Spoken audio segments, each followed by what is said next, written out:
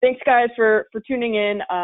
Emma Jones here from the Blue Ridge Regional Office. And what Nesha and I are going to go over quickly is how to start to assemble these data sets that you need to run through the Benthic stressor analysis tool. And with that, we kind of have to do a little bit of a background, step back a few steps, and tell you about where we have been and where we're going. So right now, the tool that Lucy's going to demonstrate on Wednesday, the Benthic stressor analysis tool, was built in the era of EDAS, and that was a Microsoft Access database that housed all of our benthic, fish, and physical habitat information. We are in transition, and right now we've actually deprecated the bug side of EDAS. All of our benthic, macroinvertebrate data and habitat data are going straight into the KEDS environment. So that means when your biologists are entering data, that's going straight into KEDS, and that's no longer going to be populated in the former EDAS databases that you guys might have copies of. To get that new data out, you have to use some of our new tools that are available on the R server. Nesh is going to give us a demo of that quickly. But this is sort of a quick primer. The Benthic stressor, or the Benthic data query tool, was not really designed with the stressor analysis in mind.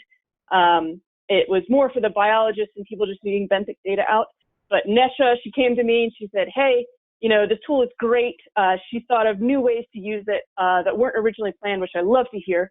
But eventually, I would like to let you know that the Benthic stressor analysis tool will have all of these querying functionalities built in, probably summer 2021, such that you don't have to go to multiple places to grab all these data sets. Just as before, the stressor analysis tool, it works with the older EDAS systems. We'll go over how to query all the data from Logi. But this section by Nesha is going to give you a primer on how to use the newer Benthic query tool, show you some new data visualizations that we have, and sort of where we're going to go with all the forthcoming tools as soon as we get a little bit more programming time. So quick steps. I do need to let you know that if you want to use these tools, you have to be on VPN. You can only hit the server on our network. And then data frequency updates. If you're using our single station query tool, those are a direct connection to KEDS. So if a biologist enters data, you can pull that the next day with our ODS system. And if you're pulling multiple stations, that's being updated weekly from an archived data set to make it everything run a little bit faster. Most of the time, you guys are querying data that's a couple years old, so this shouldn't be a problem whether you want to use the older EDAS system or the new Benthic query tool. You've got some options right now, but know that we're sort of in a transition phase, and of course, we'll provide all the necessary trainings as these tools continue to update. So, Nesha, take it away from here. Great, thanks, Emma. And yeah, for anybody who hasn't checked this new tool out, it is just really, I found it to be really straightforward. And I'll walk you all through how I've used it, but certainly play around with it yourselves, and you may discover some new tricks with it as well. So I'm just going to go over a few different queries that I think are probably the most important when either you're doing your own benthic stressor analysis or trying to get everything to your contractor that they need to do what they need to do. So this has got a really neat feature where you can query multiple stations at a time. So what I usually have been doing is this manually specify stations feature. And it's cool because as you start to type in your station ID, you'll see you get all of the stations, you know, in case you're maybe missing one for one of your watersheds that you weren't aware of. They're all going to pop up here. So you can specify which ones you want. Let's just do 2 here. This is a project that I'm working on right now. and then hit the poll stations. And there's other filters you can put on here. You can search by HUC, and I think jurisdiction, but based on kind of how specific our TMDLs are, I found this to be the best way to do it. So it'll pull up a map. It'll show you where your stations are located on the map with those little blue dots. I'm not sure if you can see them here on my screen. So then if you look up at the top here, you've got benthic data and habitat data tabs you can go to. So I'm just going to go over a few of these queries for these. So if you click on benthic data, you can see there's some summary data here of sampling metrics. You can look at SCI results, the raw benthic data, and the function I was going to show you here is this benthic data visualization tools. And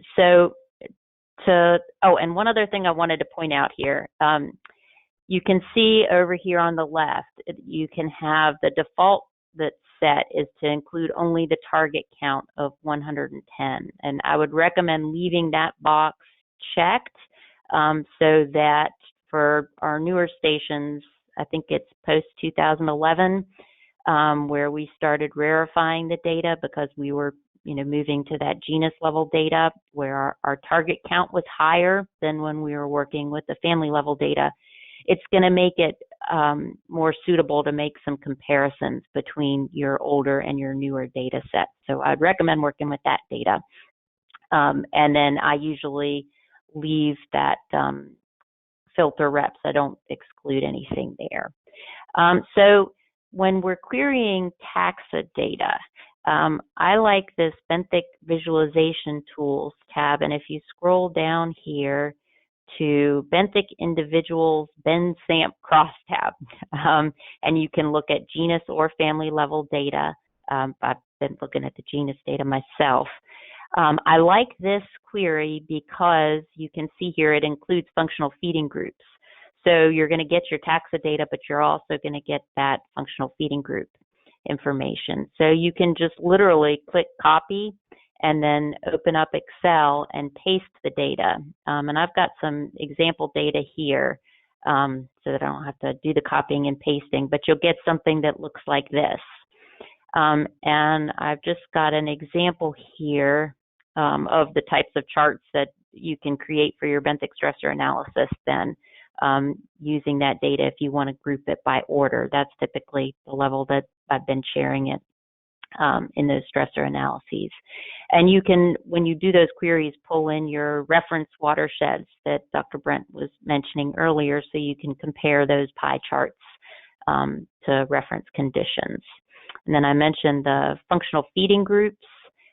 This is a really cool type of graph that Dr. Brent used in one of his stressor analysis that I've since robbed from him that I like using a lot when making those comparisons. So on the left, you've got Straight Creek, which is one of my references, and then the impaired stream on the right. And you can see then the functional feeding groups and those shifts in dynamics. So that's a cool thing that the tool can do for you. So then for benthic metrics, that was another one I wanted to share with you all. So you can go to the SCI results query if you're interested in looking at those benthic metrics. And this will also give you your VSCI scores. So you can see here the parameters that you're going to get. You've got your SCI score there, and then you've got all of your metrics as you go across. So then an example here, Lucy and Emma, I think, are going to talk more about the benthic stressor analysis tool, but I've tried to show you all here the difference in what you're going to get out of the benthic data query tool and how your data needs to be formatted to go into the stressor analysis tool if you're using that to generate reports. So generally, I think, you're going to be able to manipulate it to get everything to match up with how you need it to fit into that template, but you will have to monkey around with it just a little bit. And the query tool here does have, let's see, I'm getting lost here on my screen. It does have a way to change what goes in your column, so you can take certain things out, like, maybe we don't need collected by or the field team, but you can't rearrange the order of those columns. So you're going to have to do that, I guess, in Excel, unless Emma or Lucy has some really cool way of doing it in R. But it's not too much work, I don't think, to do that rearranging if you want to use that tool. And then the only other thing I wanted to share with you all, I don't want to take too much time, is the habitat data query. So if you switch over to habitat, you can see there's sampling metrics, and there's some really cool summaries that you can get here, looking at like total habitat averages, things like that. There's detailed habitat results, and then raw habitat data. And this is the query that I've been using for benthic stressor analyses. You can see that habitat values table here. So again, if you're using that stressor tool, you're probably going to want to use this long view option. So you can see then it changes your channel alter, all of your habitat measures go into the long view. So switch back over to my spreadsheet here. So you can see for the stressor tool, this is the template here on the left, and below that, Lucy had sent me a graphic from one of her stressor analyses. You can see if you wanted to use that stressor tool to create one of these kind of heat maps here like she's got, you'll need to have it in that long view. The only issue with that is if you look at this long view query, it's not going to give you your total habitat scores that you're going to need in that template there. You can see in column E, you need that. So you'll have to get creative. If you do the other view, the crosstab view, you'll get those total habitat scores. You can see there on the right. So you could do it that way and copy and paste however you need to.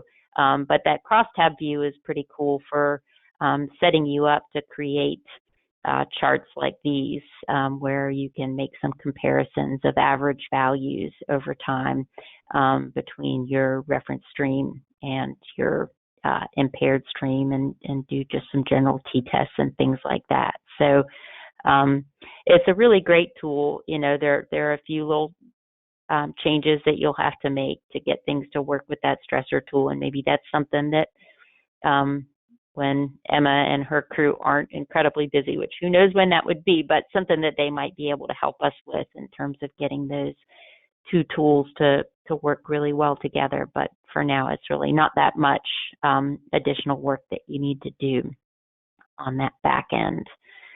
So I think, Rob, that's all I had.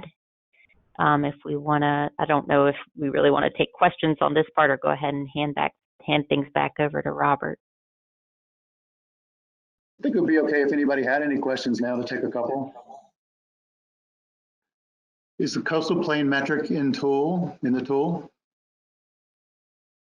Yes. The VC PMI both ways are in both the single station and multi-station querying, and especially in the multi-station that can be useful because sometimes you guys are sort of in like the northern and Piedmont regions. You might need to consult with your biologist. We recommend one of the VC PMIs based on the ecoregion information. But if you're kind of near those ecoregional boundaries, or your biologist suggests that one SCI might be better than the other, there's ways to sort of overwrite the default and get into that. That's a good point to bring up. This is just a quick crash course in this tool, but we are planning on doing a full tool demonstration for all of those interested to show you all the bells and whistles and how this can be used for so many different ways. And like, Nesha was saying, we're in the process. We will update all these things so the queries will be beautifully formatted to go straight into the Benthic stressor analysis tool. So that's forthcoming as well. Okay, great. Are there definitions of each of those columns in the tool? Yeah, so there's a how-to section that'll talk you through some of these things. With regards to like the Benthic metrics that help make up our SCI, with the various methods, we definitely need to write out what that means a little bit more. For a quick answer, consulting your regional biologist is the best way. And if there's persistent questions along those lines, definitely let us know where we're lacking in documentation, and I'm happy to write up more detailed or get our bios to write up more detailed help such that this can be a tool for anybody to use. That's sort of the hope and the dream of all of these tools, such that everybody has access to the same information as our biologists.